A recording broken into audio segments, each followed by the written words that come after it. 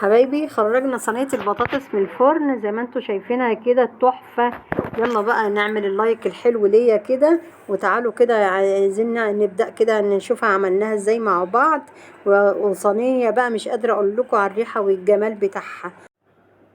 جبنا بقى صينيه وحطينا فيها حبه زيت ومعلقه توم، وحطينا طرنشات بصل وطرنشات فلفل، حلقات حلقات بصل وفلفل، وحطينا البهارات ملح وفلفل وكمون وكزبرة والبهارات عليها.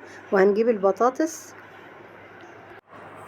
جبنا البطاطس بقى وحطيناها كده على البصل والبهارات بتاعتها، ومعانا طماطم اهي ضربنا في الخلاط شبشق محترم كده.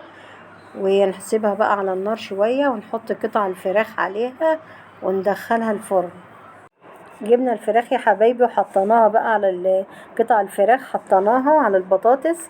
دي فرخة كاملة مقطعينها، وهنحطها بقى في صينية البطاطس كده وندخلها الفرن تتشوى مع البطاطس. خرجنا الصينية من الفرن يا حبايبي، ايه رأيكم بقى في الصينية الجميلة دي؟ مستنية منكم بقى اللايك الحلو بتاعكم والاشتراك عندي في القناة، وألف هنا وشفا على قلوبكم يا رب.